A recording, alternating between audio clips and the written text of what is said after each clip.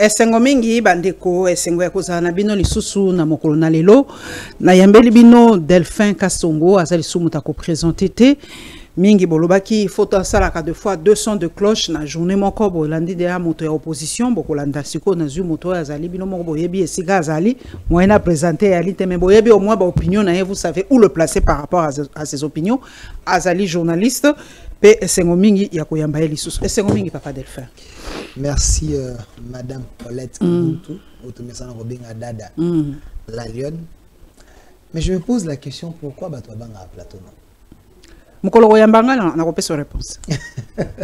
Mukolo Yambangai n'a pas sa réponse. Les gens peur de vous. Je ne comprends pas pourquoi. Ah ouais, il faut bannir ça. Une lion fait, il faut dans la tanière du lion pour savoir qui il est. Lion bannir ça la musique. Ok. Il faut ça Simba pour voir nanga. So ça na mental ya Simba te ko va mener lion. Voilà. Non, on se porte comme ça. Voilà. Donc papa na biso Delphin. Yo kondima. Que moi na yo mukolo okola. Akende kelasi na camarade moko azanzemi. Merci Madame Paulette. Na zo na anglais personnel. Poto zo loba mingi libanda. Merci Madame Paulette na question wana. J'aimerais que bateau ba kolanda biso émission monene. Et je pense que chaque émission na yo ba service ba cheka kango. Balanda ngo na présence ba chaka teva monene ba kolanda la lion na lobini ayambinani. Mais par rapport à cette question, de la même manière, Bayo Kasoko critiquer le régime, Soko Lobini ni pour un régime, peut-être mandat d'amener, tout mandat et à contre Paulette, parce que il y a également le fou du roi qui préfère aller dans ce sens-là, ce qui n'est pas la volonté du chef, parce que le chef de l'État veut qu'il y ait la démocratie, la vraie sens dans que ces gens, comprendre que il y a M23 mais na kati ya gouvernement. Pourquoi on a vu M23 na kati M23 ezaka moto azoboma na goma te. Il y a des gens qui peuvent tuer ici mais avec des lois, avec des décisions ou ezali ba décision moko énervante. Pourquoi j'en parle? Vous allez m'excuser. Oh non, vous vous attaquez des femmes. Je n'attaque pas des femmes. Mais il y a une femme que moi j'estime que face à cette décision, elle a prouvé de quoi elle est incompétente. Et son incompétence est notoire. Madame Raïssa. Ah, papa n'a pas savant, hein? Peut-être il y a l'année lokola, papa n'a été. Ce qui a ça qui réellement, moi si à Boigna, il y a Maëlle, oh ya yebi kosa l'étude ya société na biso. Après kozwa ba meding diaspora te aya na ona Congo. Moi je soutiens les chefs de l'État. Je défends les acquis de l'autorité. Mais je ne défends pas des bêtises. On est ça bêtise. Babi na Gabon peut ça les makati. Babi ça ka na potote zaka bon diaspora évidemment c'est pas l'Europe. Diaspora peut ça babi na Gabon ezali. Na Gabon bala bakinda kila sinazemi. Madame Paulette, je répète, je ne soutiens pas des bêtises. Ça c'est une bêtise. C'est se moquer de nous. Moi je suis parent. Pourquoi j'ai dit c'est une incompétente? Je vais le prouver. Et je pense que sa manière de faire, elle n'est pas dans la vision du chef de l'État. Madame, on est africain. Toi, Bantou. Parce que le bien était na Gabo et Salema. Na bâtiment en Afrique du Sud. Oui, en Afrique du Sud. Donc, il y a un conseil des ministres comme en Afrique du Sud. Moi, c'est Babalanaka, Abalanaka, nous avons les us et coutumes. Nous avons notre manière de voir les choses. Nous avons notre culture. Nous avons nos valeurs. Mais balobi mi bozo défavoriser basi mais mi bali bazaka punité obi que moi si mon bali soki engrossé moi si ceux baza par exemple na classe bona bande de l'école moi la mon bali a continuer mais moi c'est aux ala perdante. Il y a que les gens au bazali vous allez m'excuser, hein. Bazaba Congolais de mauvaise qualité. Vous savez que dans notre culture, dans la coutume, la femme, elle est conservatrice des valeurs. Et la manière qu'on peut traiter un homme, ce n'est pas la même manière qu'on traiter moi. Parce que moi, c'est à bon bakaba valeur. La preuve en est, si on déflore une femme, et c'est un fouta mon konzaba, mon kongaba maman, ne ba papa. Mais moi, à mobile, ok, foutez pas naïf. Pour dire que la femme, si elle est déflorée, c'est pour, et ça pour l'emballement qu'on a vu. Elle est conservatrice des valeurs. Et cette décision de cette dame, que j'estime que la décision fruit de son incompétence, elle ne peut pas amener nos enfants na babanga masumute, babanga kobe biso ezali sacreté, leur sacralité. Oui, bitango, papa, yo ozali maman, otini mwana na classe, olobi ete, ndenge ozawana comme okomi komona makila, na kalezalaka, parent koyebisa mwana. C'était une mauvaise façon d'éduquer les enfants. Tu as éduqué dans l'hypocrisie. Les comme la modernité.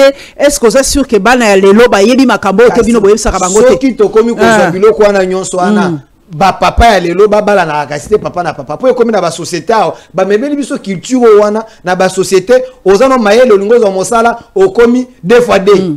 To me mayango pe to ya nangwa.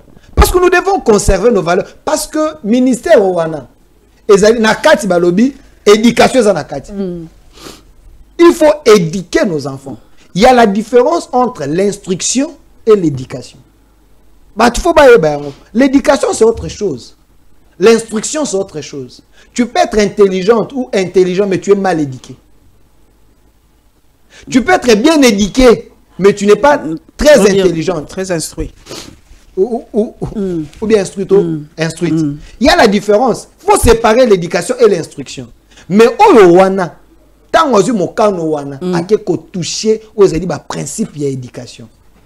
Parce que une femme, tant que vous classe, elle dit que chaque chose est une étape. Ça veut dire quoi? C'est une étape pour il faut nous diplôme ya liboso. Diplôme yami balé, diplôme yami satona université. Quand on a style ici, na commis mature. Là je peux m'engager au salut honneur ya papa et à maman. Alors ben aussi c'est ma classe na yo mené c'est nini au bal. Tant que maman a cause mokano, kolobaete ata soki batie moi si zemi. Ba sente yo oko kata classe était, oko continuer. Quelle est la sanction, la peur que l'enfant a cause nango face à acte wana? Non, pour la balle mibali. On a bassi. Non, on a la peine à la balle mibali. Pas de problème. Toi, tu as na moi si. Parce que j'ai l'impression à l'ongoli kobanga. Oh, nyo se cause elle est pas à moi na moi. Vous vous retrouvez dans une salle où il y a 10 garçons et 20 filles. Et na 4 classes on a ba santé 18. Ba est-ce qu'on a classe na ba zemi. Ba autant ndengeni. Vous savez que les femmes ba ça na ba caprice et oh là là. Ba autant ndengeni. Donc elle encourage moi na oyo akomi komona moi ba poil à côté na 4 classe na fio aza moi pembene ba vanda ka ba moko ba tia na zemi. Donc soki professeur abimi moi temps ya repos ba kangi porte te ba tia ni ba zemi. Po ba ko benga na bango te soki deda ye te mama Raisa lobaki ata so na zui zemi ko sala lote na continue ko tanga. Donc sanction égalité. Est-ce que ça c'est normal? Pourquoi je dis que cette femme elle est incompétente et aussi, je pense qu'elle n'a pas compris la vision du chef de l'État. Madame Paulette, vous savez à l'époque de Willy Bakonga, quand la gratuité de l'enseignement a commencé, le couple Babou, Bakonga et Boudimu. La gratuité de l'enseignement, et ça là qui est l'okoya kosala mokonzambo ka lokumu. Bulletin, et ça là ka ofele, sous Bakonga et Boudimu. Mais l'élo, baza atalangote, hein? Photo passeport ezalaka ofele mbongo numérisation ezalaka te. Ça c'est la gratuité pure au chef de l'État le bac de tolongola mukumba et pas ya ba parents frais de fonctionnement l'État a copé ça ko futa ba enseignant l'État a ça na copé ça. Mais après Bakonga délige et koti Zamba, Potopoto, Putulu. Maman Raissa ye. A komi kosenga mbongo bulletin 1500 na mwana moko. Ezonga. Tant on lobby maman Raissa ye na administration. 1500 na mwana moko. Tanga bana baza combien na Congo? Un milliard. Belle ba combien? Vous prenez 1500. Mbongo ane kendaka wapi? C'est des millions. Ce qui veut dire il n'y a plus la gratuité. Parce que bon, frais de fonctionnement, et puis ça marque. Il n'y a plus la gratuité. Mais maman, on a battu les basous qui ont été. Ah, Koko, ça je pense. Si les chefs ne laissaient pas parce que dans moto, il y a des parents. Les chefs a parlé de la gratuité, l'article 43 de la Constitution. Les frais de fonctionnement. Bah, copé ça, Minerval. L'État a foutu les bisous. Deuxième point. Delpha Kozonga. Pour la moni, faute à moi si au PC. Si quoi éducation à la société na biso, l'homme n'est pas responsable. Yo au PC ba faute nyo so moi la moi c'est rezola ba sanction nyo que la jeune fille va avoir. Mais la société na biso elle est tellement patriarcale que moi le mobile est responsabilité. Ya on la zakoloba. Moi la moi c'est ba en conseil. Yé classe katani. Mais garçon, classe ça qu'on continue. Vu naïe et choc mon côté. Je vais pas te blesser, moi encore te choquer. Madame Paulette. Tant que mobile a tchaka moi 6 ans. Après 3 mois, après 6 mois, ce mobile a l'équipe et les voisins mais moi nana.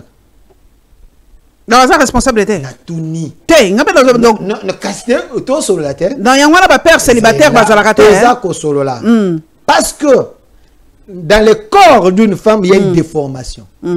Mais dans nous autres mobile, déformation est à la raté. Ça veut dire que la nature, il faut y enseigner. Bon, déformation psychique à raté. Non, non. Papa, comment responsable? Non, le psychisme, c'est autre chose. Mais prendre la responsabilité, ce n'est pas problème à psychisme. Parce que c'est lui qui a posé l'acte, au moins, il va se prendre. Il va chercher à cause de la responsabilité. Sans cas où la responsabilité n'a été, l'État au Monaka, l'État a fait ça au moins si raison. Ce bouquet dans l'État, moi ça le biom to tchenga zen. Ata mobile wangani l'État le barani. Zwana no charge comment na souka to kolandela. Wanande responsabilité à mobile. Mais ba responsabilité mususu parce que wane comme kende kilo balandela yo mais là ba kisi ça kelasi. Moi c'est kelasi katani. Non, kelasi katani na sens nini.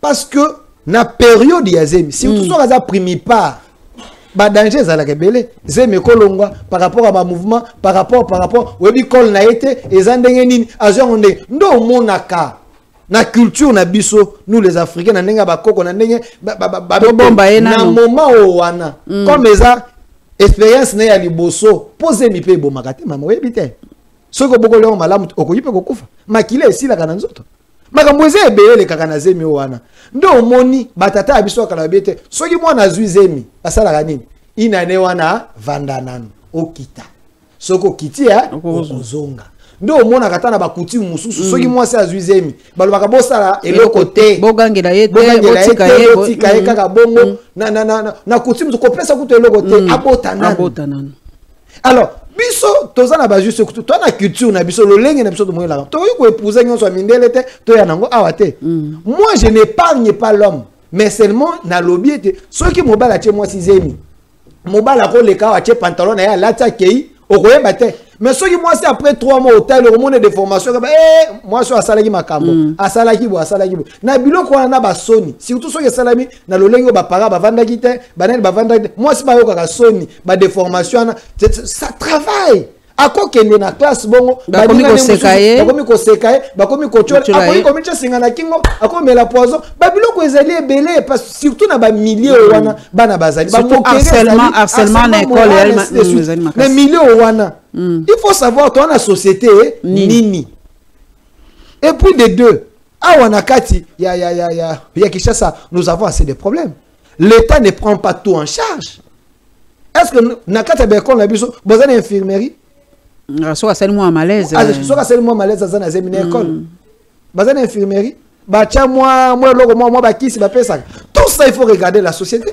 Il ne faut pas prendre Gabon aux Afrique du Sud peut-être bazar plus développé que nous tant qu'on est malin bête to bongisana no biloko mosusu comme ça ba décision wana to kozwango avec l'État. Voilà pourquoi je suis en train de parler, je suis en train de dire que on ne peut pas tout prendre de l'Europe ou soit les pays plus développés que nous, comme on a la circonscription ya Congo. Le Congo, ils ont payé belé na kati.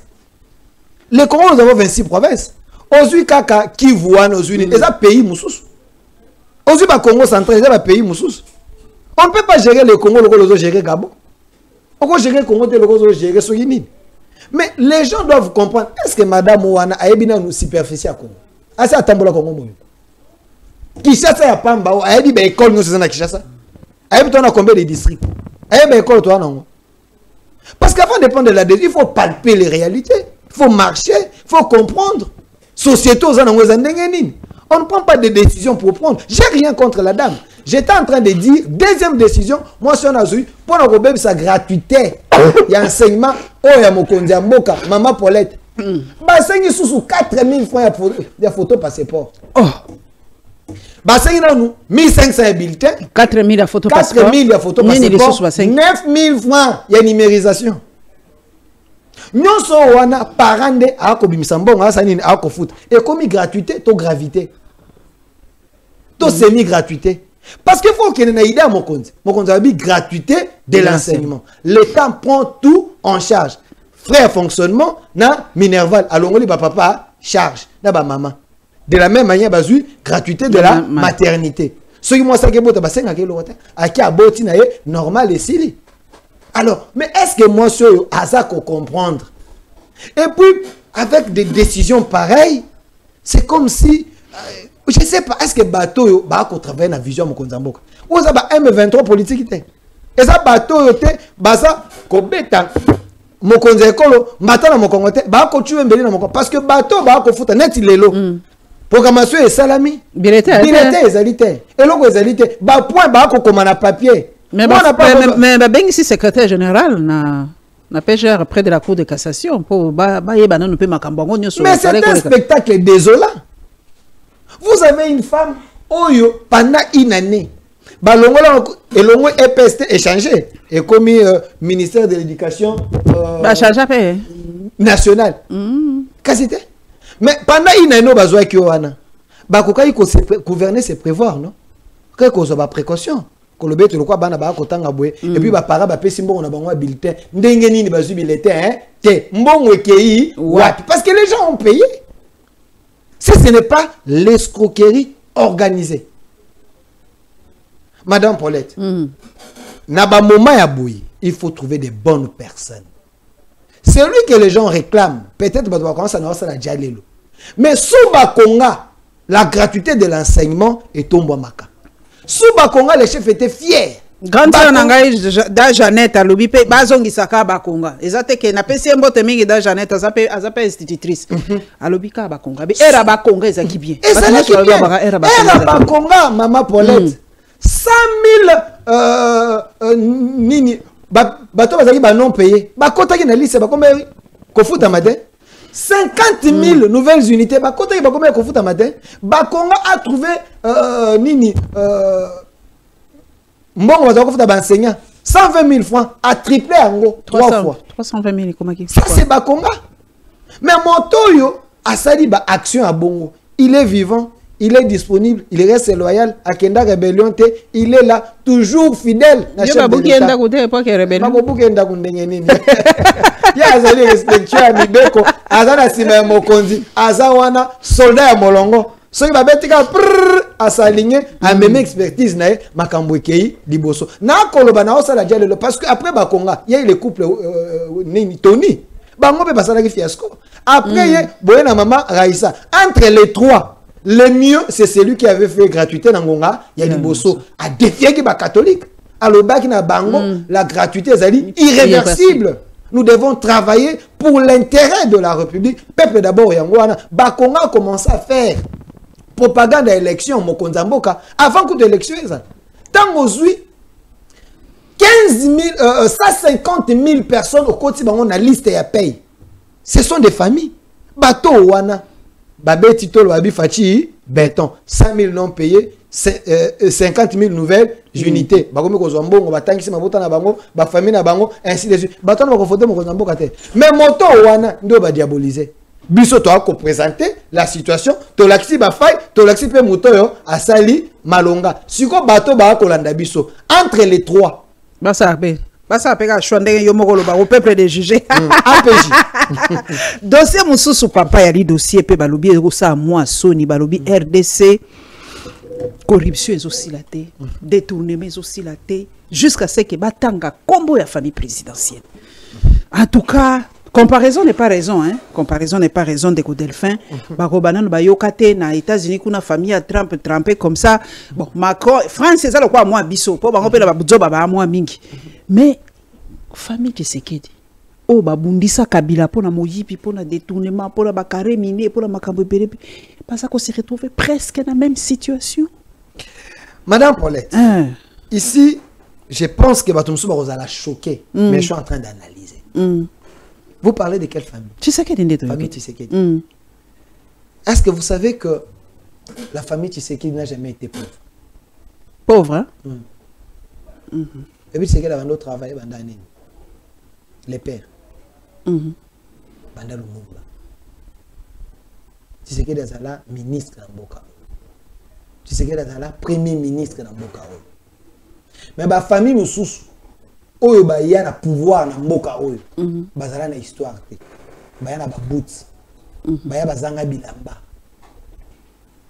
S'il faudrait tout ça la parallélisme entre des familles na Congo parmi ba famille oyo eza ba famille privilégiée ba famille à qu'on respecter comme moi famille Tshisekedi za na kati comme moi famille wana ebima na détournement te ebima na moyibité. Tshisekedi tango komaka premier ministre miyibi nde bayaka kozongisa mbongo akesa l'État biloko kitaka. De quoi on parle? Mais parce qu'il y a un groupe de Katangé de mauvaise qualité. Non, bino soki mutu a lobby likambo oyo ya liberté d'expression garantie par la constitution comme mutu a mauvaise qualité. Est-ce que la Katangé ba na droit ta koloba ke bozo ya ko je pas la biso bozo boksate. Pourquoi je parle de Katangé? Pourquoi c'est Bangonde collectif na bango de baké kofunda au nom de Katangé. Yango na lobby un groupe de Katangé de mauvaise qualité. Je n'ai pas dit tous les Katangé. J'ai commencé d'abord, il y a qui sort famille en gros, oyo balobi, ba détourner to famille yibi. C'est une famille de noms et de renoms Namboka. Même quand on a combo, vous savez que batu ba koma ba riche na Congo. Batu ba kenda ba poto, batu ba voyager, batu ba bonga na vie, rien que na combo kaka ya Tshisekedi. Son nom combo na ye mvamisa batu. Comment le nom de Tshisekedi peut rendre les autres célèbres, et bananaï basala ba pauvre. Vous comprenez pas la politique n'engé salemaka. Les gens qui pensaient que Tshisekedi le fils, parce qu'on fait souvent allusion à lui, Tshisekedi le fils en Europe, vous comprenez pas la politique comment ça s'est fait. Parce que même s'il avait des millions, il ne pouvait pas, comme il n'accusait pas à battre qu'il a quelque chose. Il fallait faire ce qu'on appelle les faux semblants. Parce qu'ils étaient cherchés, ainsi de suite. Tu sais qu'il y a des mapangu ici, les pères, na boulevard, na Gombe, na Kinshasa avec 2 parcelles. Rien que si vous avez 5 parcelles, tu peux nourrir ta famille en Europe. Rien qu'un loyer.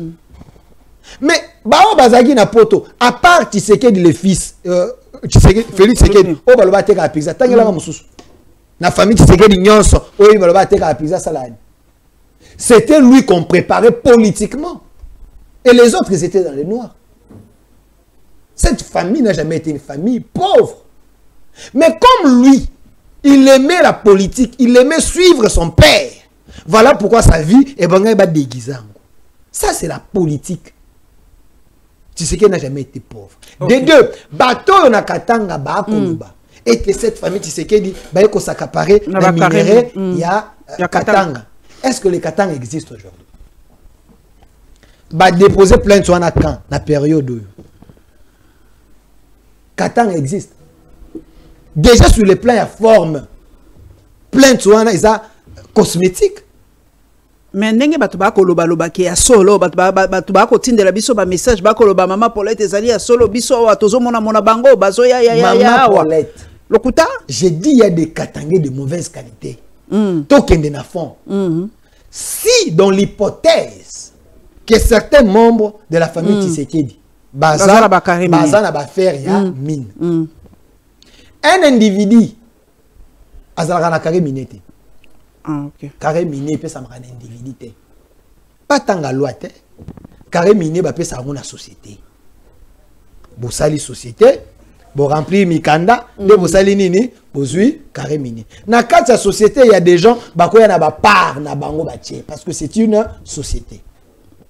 Quelle est la loi où ils allaient interdire un membre de la famille présidentielle à ça la faire? Bah ça la rango sous Kabila, to sous Mobutu. C'est là. La lobby. Quelle est la loi où ils allaient interdire un membre de la famille présidentielle où il a respecté la procédure il y a Mibeko à Kende Kokota na ba faire as actionnaire dans une société où ils allaient carrément. Mais pourquoi tous autres tomboke la Kabila à l'époque? Ce que loi interdire en côté. Bon OK. Naina tuna. Quand déjà question nanga est-ce que bazalaka nango sous époque ya Kabila to sous Mobutu to pourquoi kaka sikoyo tant ba komi na alors ceux qui sous Kabila les noms de Tshisekedi famille Tshisekedi c'était déjà à battre. Les conditions étaient réunies. Sous Tshisekedi, les conditions étaient réunies. Batu balobi te to landa mibeko to sala ba faire où est le péché. OK. Je fais que poser la question parce que les gens sont plus dans l'émotion. Est-ce que péché est allé? Mais ce que moi je condamnerais dans l'hypothèse où qu'ils a bongo, c'est que ceux qui sont sur base de la famille Tshisekedi, les noms Tshisekedi. Baza ko ça la trafic d'influence, arracher les choses des gens. OK. Wana je condamne, je dénonce. Mais bato bongo basukate, baya na ba preuve. Mais dire que la famille Tshisekedi ezui ba minéraux nyonso ya Katanga, les Katanga n'existent pas, Katanga n'existe pas, les minéraux ya ba congolais. Tout congolais aime Congo. Un Mouyombe, un Mouyadi, un Inde, ce qui a na Katanga, il remplit des conditions. À l'objet, à kota na coopérative, à kota na achaba par naie, na compte yami, c'est pas mauvais.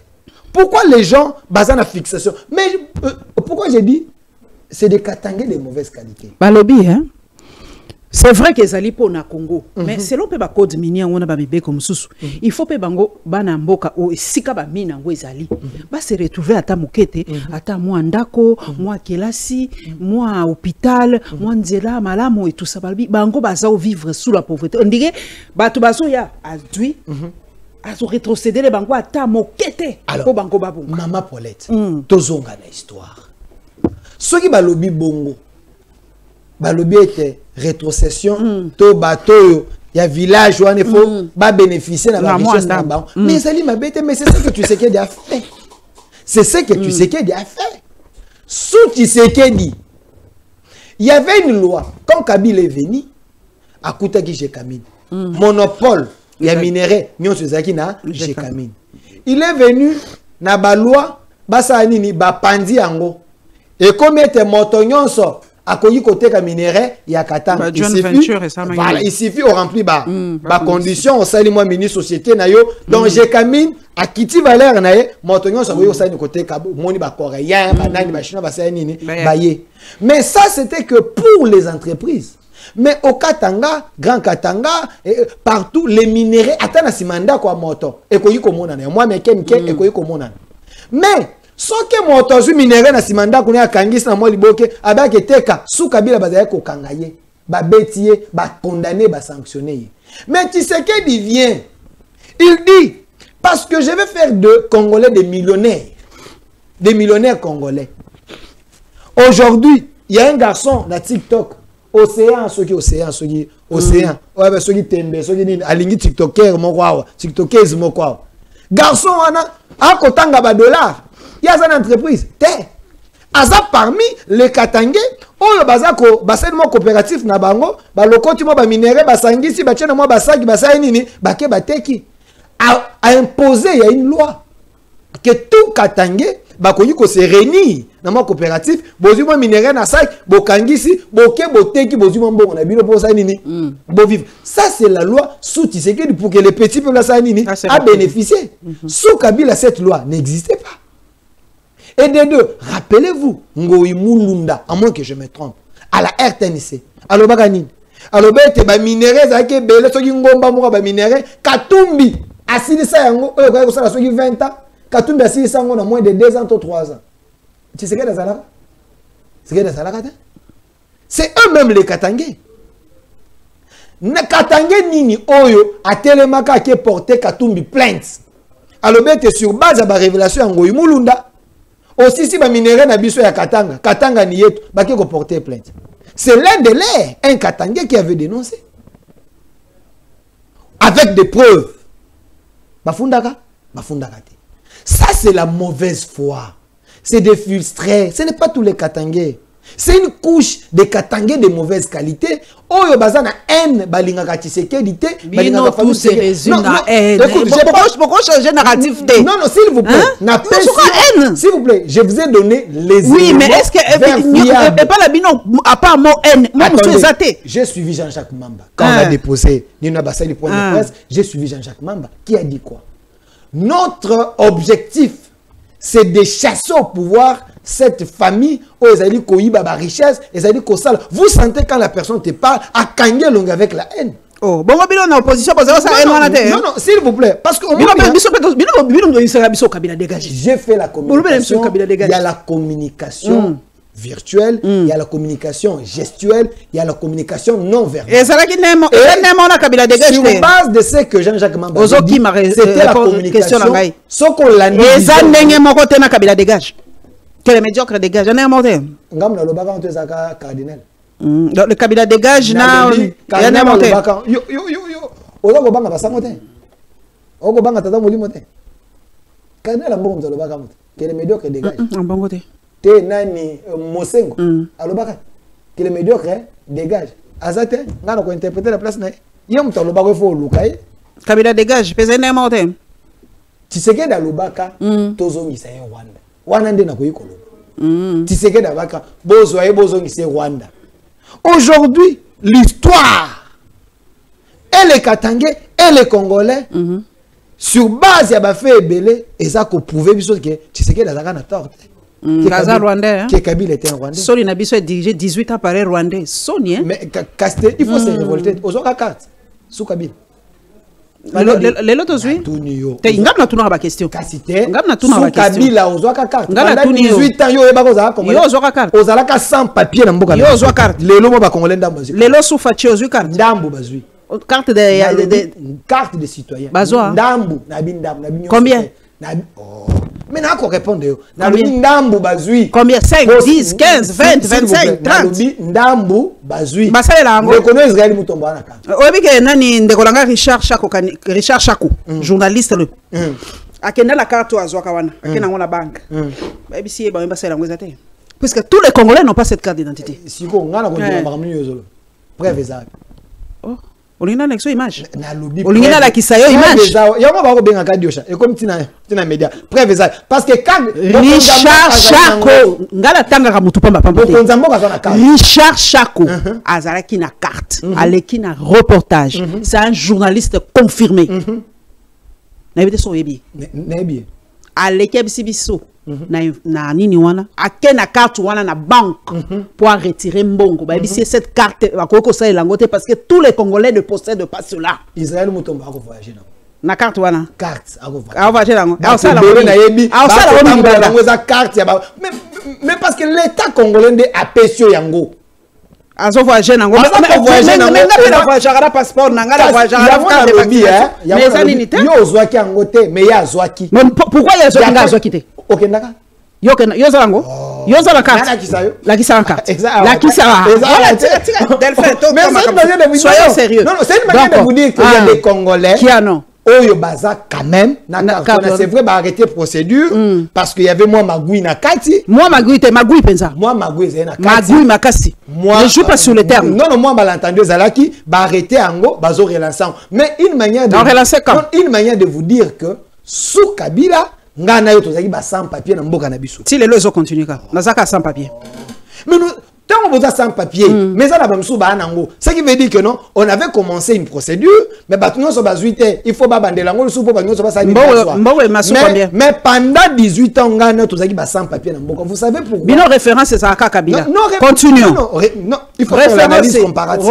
Bino, ceux qui, quand c'est mauvais, c'est Kabila. Quand c'est bon, c'est vous. Non, faire l'analyse comparative. Donc, procès on a pour nayo, est-ce que Eko aboutir ou plainte va déposer? C'est de la bonne guerre, c'est de la bonne guerre malgré les autres qui ont déposé une plainte à cause il y a haine, mais le Congolais, le vrai Congolais, les patriotes, bakokende bakosamba. Ok. Tous les dossiers naebi kozali. Déposer plainte Alexis Kokanga naebi kozali très proche ya Didier Boudimbu to pesi impote mingi. Tu nazali proche à ba valeur. Ok. Didier Boudimbu na ministre à tourisme ba pesi biso ba explication nyonso il fallait ba pesa. Ndeko Derrick na loba.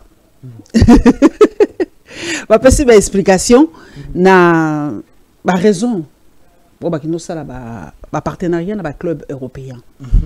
Naza devant moi un jeune qui réfléchit. Est-ce que ezali eloko moko vraiment bénéfique pour le sport et pour le tourisme à RDC? Madame Paulette Kimoutou, il n'y a que les alarmistes qui comprennent l'avantage et l'intérêt il y a un contrat avec ces clubs mythiques du monde. Okay. Vous savez, le chef de l'État, c'est un visionnaire. Félix Tshisekedi. Il voit le Congo en grand. Mais il n'y a que bateau, un esprit à mon quai, Congo, le Congo doit rêver grand. Parce que nous devons récupérer notre espace, notre rôle, il y a qu'à jouer en Afrique centrale. La RDC au cœur de l'Afrique, c'est un message très, très, très fort. Les gens se posent des questions, on a anticipé, qu'est-ce que nous gagnons par rapport à contrat avec Milan, avec Barça, avec Monaco. Madame, laissez-moi vous expliquer. Savez-vous, avant, tout comme on avait un contrat avec des clubs, les chefs de l'État avaient commencé procédure au Moko, il y a coupé ça, nos ambassadeurs, passeport diplomatique. Après ça, Vandam, passeport diplomatique. Après si Maître Gims, après si Dadjou, après si Kofi Olomide, passeport diplomatique. Vous savez pourquoi? C'était parce qu'ils savaient que derrière tous ces gens, il y a des milliers. Il y a bateaux, il y a africains. Oyo balanda kabango.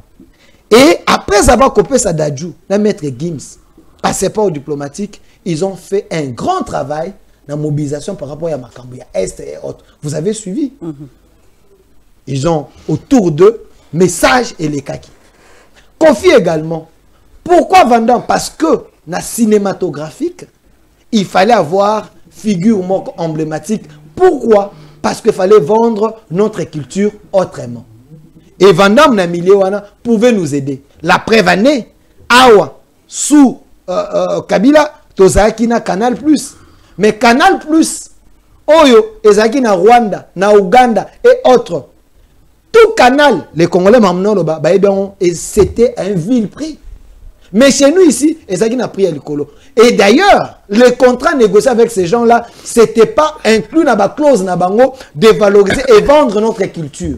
Les Congolais consommaient la culture à Batumoussous. Tu as côté la Boyiri, tu as côté la Banini, même si culture n'a pas côté Kamate. Quand il sait qu'il vient, il impose à travers le ministère de la Culture et Canal Plus va intégrer une chaîne Oyo Eko, ça la promotion, il y a culture nabiso et na théâtre nabiso. Aujourd'hui, retomber dans vous voyez nos artistes payer des billets, aller en Europe, louer des salles, se produire, se faire payer pe bazongi. Ça c'est des retombées. Avoir une vision claire. Na Canal Plus, chaîne écoute ba komi maboke. Ce que vous vendez, OK. Que l'hôtel programme na chaîne ya moto privé to eza chef de l'État. J'ai dit eza programme na biso. Yamboka, la ligne qu'on a donnée à la RDC et avec des partenaires bateau banamboka pour vendre notre culture. Ça c'est la vision culturelle dans le secteur Rwanda. Voilà. Donc même patron nyonso bakonyi kozonga atali aida atali nani. Donc ça c'est la vision et la culture. Bato va comprendre qui a ngoté. Aujourd'hui ba retomber, les gens voyagent, ba kokende partout. Na banda ko bakonzi ba kota la bango. Mais quand le chef de l'État na domaine au sport, il dit parce que il savait il y a un contrat avec les Américains. Il y aura des moyens koya. Il y aura les entrepreneurs, il y aura les chefs d'entreprise bakoya. Mais il faut commencer. Il y a qu'à vendre l'image ya Congo. Maman Paulette, tozana yo ao. Qu'est-ce que je voulais dire quoi? Nini oyo yebi na minerai, coltan, cuivre, cobalt. Iso monango, iso simbango, iso palpang. Tout le baka toza potentiellement riche. À quoi sert cette richesse? Mais tango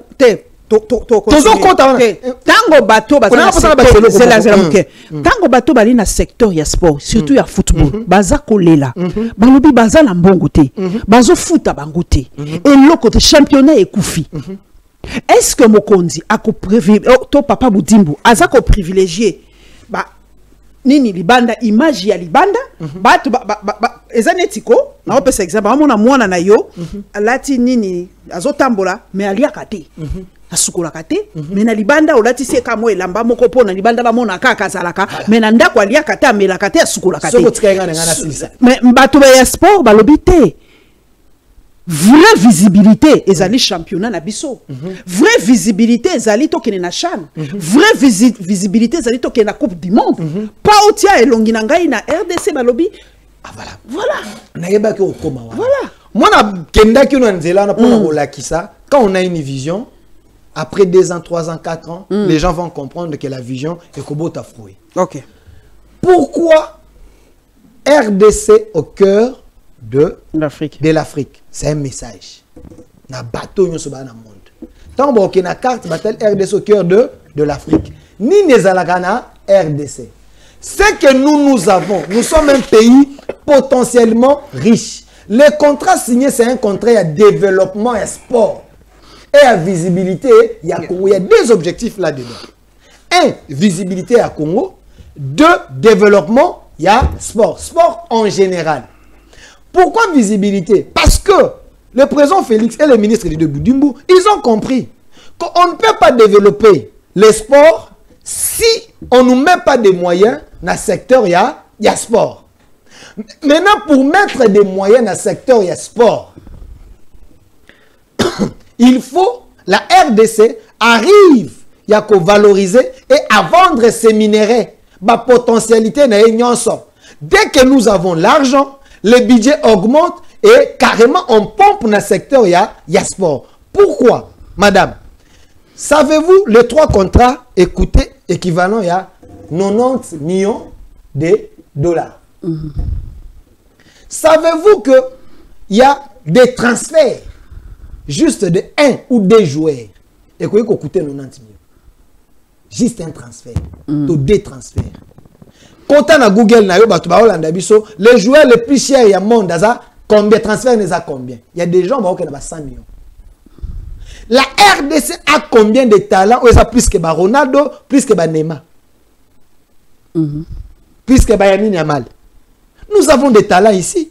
Maintenant, pour que ces talents, les clubs, les lots, mon vidéo, à Tchembongo, une équipe n'est premier. Parce qu'il a investi. À quel fétiche a investi, à Zubajen talent, Mazemba Tikali, Vita Tikali, équipe à vidéo Chimanga, premier. Pour dire que quand on met des moyens, on organise les choses, nini, batala et kobima. Vidi a tieba moyen, y a yemoko personnel. Nayebi vidi, oui je connais. A tieba moyen, na yemoko. C'est moyen personnel. Ah, et comment bongo, il faut ça là moyen personnel. L'État t'aime ta foutaka. Après ça moins d'ambo. Quand vous avez un club, vous êtes président et un club. Au tieba moyen na yo. Les lots, vous avez président, il y a Paris. Il y a Paris Foot. C'est un individu. Est-ce que France... Oui, à Qatar. Il y a Qatar. France, vous devez ça. Donc, il y a tu achètes un club, tu mets tes moyens. Non, mais c'est ça que je dis. Tu achètes un club et tu mets tes moyens. L'État, il y a une installation, ici, mais l'équipe, c'est toi qui mets des moyens pour avoir... Maintenant, comme le contrat, c'est la visibilité et le développement. Premièrement, visibilité. Quand les gens viendront, les chefs d'entreprise viendront pour la visibilité RDC. Ce que nous avons le plus précieux, et ça la matière première en abyss. Ce qui veut dire, on aura la facilité de vendre le coltan, on aura la facilité de vendre même l'eau. Vous savez que Tchad, on a signé un contrat pour avoir de l'eau, l'eau douce. Donc, nous avons des forêts, nous avons. Ces gens, quand ils viendront, ils vont investir. Parce que la RDC au cœur de l'Afrique. Quand ils vont investir, la conséquence logique, les budgets, ça et comment? Parce qu'il faut avoir des moyens. On ne développe pas les pays. Parce que 90 millions, non, mais c'est une manière de dire quoi. On investit pour être plus. On fait. Mais en attendant, si en attendant, si le championnat, les championnats. Bon, vidéo chimanga bien premier dengue. Équipe a bien. Nabi équipe a vidéo chimanga et bien premier dengue. Donc championnat ça peut bien. Championnat mais on a un projet à long terme, à court terme et à moyen terme. Les championnats Zobetama, mais parce que nous avons un deal avec les Américains, les chefs d'entreprise vont venir. Il n'y a pas que au moment qu'on est en train de signer avec les Américains, notre ministre Mine a auto-signé avec la France, notre Madame Soumine a auto Japon, ainsi de suite. Le gouvernement est vandité. Nous avons besoin de tout le monde. Maintenant, il faut d'abord présenter l'image Yamboka. Invisibilité à Congo. Quand les gens viendront avec les opportunités à Congo, ils vont mettre des moyens, ils vont investir. Et la conséquence logique, on va pomper ce ministère. Ce qui se passe au Congo. Non, les gens savent ce qui se passe au Congo. Mais Batouazaki n'a pas carnet d'adresse, fignolé, Ezaki. Passé par les individus parce qu'il n'y avait pas une communication. Il n'y avait pas une communication. Vous pensez que ceux qui visitent Rwanda, il faut d'abord vendre ce que vous avez. Nous allons vendre quoi en fait? J'ai dit, Madame Paulette, vrai ou faux, que nous avons des minéraux. Nous avons des matières rares. Est-ce que le tourisme... Bon, ok, nous allons vendre l'image du Congo na boité. Et ça, ma question au bas d'Ambogo Bazotou. On a une élite. Élite, ça a un trait. On va appeler ça réponse. Balobi, c'est vrai. Mais tant que batongo bakoya kotala nini banzele zate kure zate mboka eza na kati ya mindondo bitumba koto tout ça est-ce que bakoya kotala nini eti na Kinshasa bo mutu soka yena Kinshasa aéroport d'abord mabe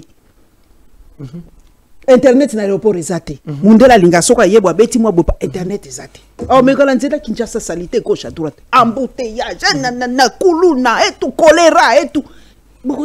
Pourquoi d'abord ne pas kobongisana en interne ndenge ba Rwanda pour cet exemple ba Rwanda ba bongisi ata moi ndambo et bongo ba lakisi libanda. Madame Paulette, osa journaliste était yo kanisi ba aéroport ba tonyo na Rwanda wana ba bandaki ba tonyo kamba ils ont commencé par signer des contrats et puis on est venu construire. Pour votre information, on est en train de réhabiliter et construire l'aéroport où ils allaient wana. Oui, Anjili. Basi, mais ça laisse bandi. Pour dire qu'on n'attend pas.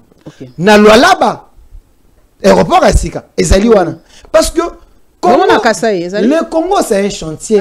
Congo ba tonga ba université na Kasai ba tonga ba université mais c'est que on construit quand les budgets ezali et belé on est en train de faire petit à petit. Nous n'avons que 16 milliards. Le Congo est grand. Même si on prend ces 16 milliards batia partout et kosimbate parce que le Congo est grand bon kobima muke. On commence à kokende malembe. Ceux qui vont lancer un projet partout, on n'aura pas l'argent. On n'a que 16 milliards. Est-ce que le Congo, au Congo a 16 milliards? Donc, si il y a de façon que les gens parce que nous avons des minéraux. Mais tu es du côté Kangote. Nous avons des minéraux. Peut-être na bateau, deal nabiso directement. Passer par les individus. Voilà pourquoi il fallait communiquer sur le plan international. Venez na RDC. Il y a un pays qui existe, il y a des dirigeants qui existent. Voilà, RDC, sur base de Bino, vous allez traiter avec des responsables directs, pas des commissionnaires, les Rwandais, les Ougandais et autres. C'est un message. Ceux qui boyent, bo traiter Nabiso, carrément les dividendes, et qu'on compte en caisse à l'État, et singel. Les retombées logiques, et qu'on booster les ministères. Donc, on a reçu budget mati, bah, qu'on pompe dans le ministère, à chaque budget, à chaque ministère, c'est et mati. Donc, comme les projets, il y a visibilité et développement, ce qui veut dire la visibilité, tango bakoya, on vend ce que nous avons déjà connu comme matière première. C'est ce qui va nous permettre d'avoir des moyens. Nalobi, nous avons, nous connu. Nous avons assez de choses. Aucun Équateur a banzete zali. Nous avons le sola maya wate. Maï Tchad, aluka maï, après ça biso ba million pour zoka maï. Mais biloko wana nyonso wana bakoye bango ne soki bayete. Il faut baya tango bakoya. Nous sommes venus visiter et Tobimisi va bien abisso nyonso sur la liste. Voilà ce que nous avons. Vous voulez investir dans le secteur nini. Nous peuplerons tous. Côté na bino na bandundwa na yoki ke minéraux bezakuna. Na otsoka ba il y a pas une province pauvre papa. Na otsoka ba auto découvrir. Na Congo central ba découvrir. Bato baza ko lobete bango baza un espace mo swahiliphone baza na Congo utile. Ba biso baza na Congo inutile, j'ai l'impression que c'est une histoire à Congo. Parce que Dieu a déposé la province du Congo, na sol et sous-sol des richesses. Parce que sans bois et Équateur, j'ai caminana et l'ingé tongamate. Ce qui bat au Congo central, balobi était ingana biso kotinda courant na j'ai caminité minéral na bakosala ngote. Donc, il faut d'abord vendre ce que nous avons, visibilité à Congo. Le Congo met en valeur Babiloko Yaye quand l'argent entre bas secteur et belé et Kozala. Voilà, chers téléspectateurs, bon, excusez-moi vraiment rhume et déranger ma caisse, c'est vraiment, je crois que poussière, il y a l'anga et ça, vraiment toutes mes excuses vraiment dans ça, c'est mouché tout le temps parce que ça coule, mais bisop da tout là moussala, mais nakosu qui s'até ne konangai sans les tambours sur Kiaboula. Balobi Delphin Penza, Papoli Kiaboula fort, Mouzoumoura bien dit, on l'a dit Delphin quand son ah, n'a d'entendre bien Papoli Kiaboula na niveau moi au sangalate. Na bien, na robenga ya ko pesa biso explication papa. Kiaboula alobaki likambo a mabe au bolancer fatwa contre. Maman Paulette. Il y a des dirigeants. Il n'y a pas ça M23 là, mon Penza. Dans le lobby, il y a des dirigeants. Expression M23 dans les gouvernements. Il y a des dirigeants. Dans la position, il y a des autorités. Et puis, il y a des gouverneurs. Oui. Il y a au Katanga, si je ne me trompe pas. Vous savez que, selon notre constitution, il y a le roi petit président. Ton discours, il faut que et balaina mokonzambuka. Parce qu'il a géré la province. Ok. Azambutu. Azo géré province. Maloba naye faisait la fignoler. Avant gouverneur Aloba, autour du gouverneur a une équipe naye à communication. Chargé à communication, chargé conseiller à Boyab. Donc il ne peut pas dire n'importe quoi. Donc on a cabinet naye, bâti la kaye bato wana. Avant qu'on le faut batanga mamou na Oloba. Parce que rien qu'un discours naye, il peut citer dans l'opinion guerre, animosité, biloko moko ya bongo bongo. C'est dans ce sens-là que les gens ont jugé mal. Discours yaye, yakoloba ete. Les Nanga et les Kabila, c'est nos frères. Tobo ite baba frère nabiso. Mais ba frère oyayo, oyo ba koboma, ba frère no mususu ba congolais. À un moment, quand un frère a kosala mabe, qu'est-ce qu'on fait? On condamne d'abord les frères. On pardonne cette fois 77. C'est ce que j'ai dit. Tant qu'on a un mabe, on condamne. Mabe to koloba, ezate ke oyibie moi cité. Mabe to koloba maman Paulette, ezate ke oyibie mbongo. Mabe to koloba, ezate que ton frère tue des gens. Makila bato ya kotanga. Bato ba kufi, bana batikali ba orphelin, bato baziki na ba prison. Ba rebelle bazaki belé hein. Non, mais c'est ce que j'ai dit. Batamusu mwana tanga komba te ba lobaka na lingara bango te mais ba rebelle ba gebele. Yango na zoloba. To ba na période. Ba musu ba osala bango te lelo ya ba rebelle. Na lobi boye. Tenga pela pesa na sa page de l'histoire. Yoka. Tango zoloba bon soko sala lizo na Jean-Pierre. Te na tangi butu. Vous savez pourquoi? Parce que Kabila, s'il vous plaît, moi j'aimerais vous dévancer parce que Kabila oyaza na rébellion et longona ba Jean-Pierre Bemba ba signaka na Saint City que personne a récupéré Mkonzi dans Nzela Yaba. Tant que procès salamité preuve exacte, personne ne me dira que Kabila est Mkonzi rebelle. tant que naza na preuve te tant que jugement esalamité est-ce que makambo nga na yebi ezaka yo moto yebi to yebi ngo semi balé nga na yo toza na vidéo moko totala kate o Gabi Kuba lobaki ete Kabila za mokonzi na bango mais quand même c'est déjà preuve mais ce qui mutalobi ba lobeli likambo ba yeux sous torture ba peut-être que ba ko sous torture kasi on a lobité lokola ba ko ki ba torture qui est pas lo bango siko makambo lobaki ko kisamite est-ce que pesa ngai preuve que azali mokonzi ba M23 azo pesa kasi preuve pesa Gabi Kuba lobaka te kotanga Gabi te tikala ku Gabi yo nde nazo senga preuve na yo nazo koma kasi te tika Gabi ya yo wana komi dictation na plateau na yo mais oui c'est mon plateau tika Gabi Kuba na pesa ngai ya yo mais exemple na ngai e bandi na ye pina kosuka na oyo lingi alobaka que mokonzi na bango eza Kabila et puis alobaka ete patience aiba mokonzi ya Ojefrem azaki na bango na tango wana bato bawanganaka mais moi j'ai cru nandimeli Gabi parce que tant on a télé na Goma bananga baketala Kabila na moni Kabila na patience aiba badmuso ba ite mais bato ena ya tangaka na moni bango baza ensemble déjà na ba criminologue bato basala ka enquête c'est un élément convaincant. Donc Gabi Kuba aza moto alokotate soki ba condamna kai po lobaka lukuta ki akoseli Kabila dès que monani bongo ba ko libérer bon siko lokwa ya lokwa to soki na suka lokwa za mokonzi wa AFC mais aussi lobby lokwa za mokonzi wa AFC M23 tango dialogue bozoti libanda ya masanote bolobi non aza rebelle azoboma batu to soana yete patati patata même mokonzi wa M23 ezayi bozoki na doa bo solola na ba pantin na ye bongana loba ndengwana po baza ba pantin na ye so ba pantin na ye bazui décision ye mo continue bango aboui guerre ici là est-ce que vous savez oyebi résolution ya Nations Unies et le bakini il faut tanga quand madame Paulette yo nam to solo ba résolution na esengi biso tokoka na kosolola na ba groupe armé oyo baza ko créer tension na RDC et la RDC a la possibilité comment récupérer ba oyo baza récupérable donc Kabila za irrécupérable ba oyo baza récupérable parce que il y a des groupes oyo bazali récupérable baza qui sous-traité baza qui manipulé mais ba groupe baza récupérable était et dépend de la souveraineté à RDC batali kapaka nani ba ko récupérer toté mais liboso ya résolution des Nations Unies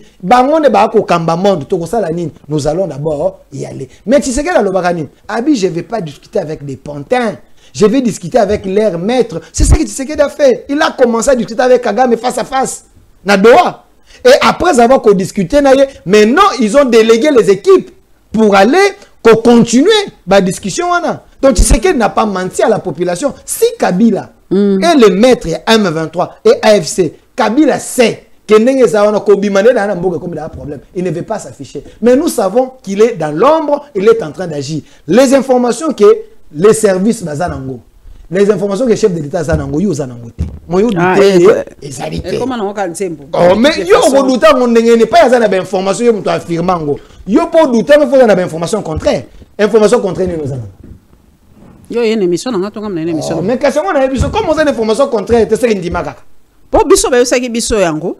Balobi ba kokanga eto zela procès ngabi na kozela procès kasi balongo na ke minute est-ce que koya ke bokwa ete kasi te balongo na ke ba minute babi yo le boza innocent yaka kosamba aye ebi kasa coupable akoya ndengeni yo so mona mutaye kpangba ina justice oh mais balobi matata zabi yabula zabi olobi matata zabi yo za okendele na matata zabi l'université oui oza okena matata na université parce que yeba ete matata koza la pela muto lukuta lokwa siko kasi mais yo lobi ke mutu fa ya so ba kangie fa ya ayeko yo so mona mutu ayeko se présenter la justice yo so mona mutu abungi tata mukolo matata abungi famille na yeba sa déclaration te tata mukolo bobo abungi matanga ezalité batu ba ko lugisa ete ba vie de recherche ezalité boye bi place ate oh mais yo bi matata abungi Cheribe okenda kutu ya pamba e chama kelele bongo matata tika Cheribe batasa kufa pardon ba kufa tika ba tranquille yo bongo matata ponyo bungi ti lelo kimi ezali boye bino boza na service na bongo communauté internationale te ba mona communauté internationale ba ke funda te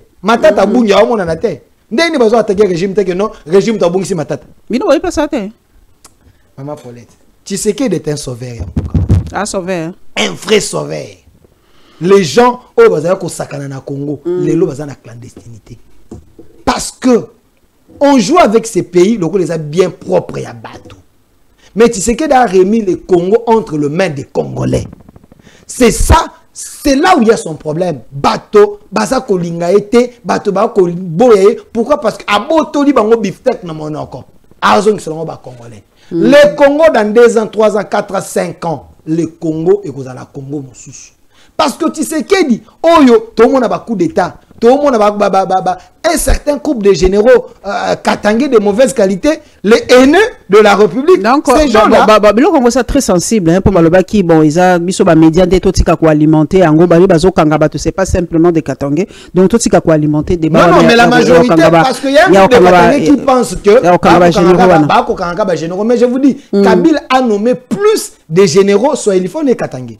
Donc, s'il y aura des gens, il faut pas qu'on ait belé. Ce n'est que Bango parce que Bango n'est pas chef, il y a coupé ça va ordre. Bon, quand Mungamba te, Mungamba a exécuté. Mais les gens qui donnent les ordres, ce n'est que eux. Tangelanga ba général ta 5 oyo yebi ya Équateur. Au Kabila Noma.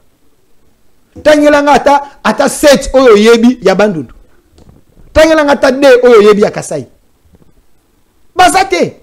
La majorité, basaka espace wana. Maintenant ceux qui bangonde ba service. Basa complice ya Kabila. Kasi ceux qui bangonde ba service. Acha qui bangonde écoute. Ba service bazana ba audio na bango. Bazana ba appel na bango, ba enregistrer bango, bazana ba témoignage. Que bangonde baza complice, bangi basa la coup d'état, bangi ba chef de l'état, bangi ba détourner mboka, bangi basa la ba kangi bango. Est-ce qu'on doit le laisser parce que bazé attribue encore? Il y a vraiment risque à coup d'état.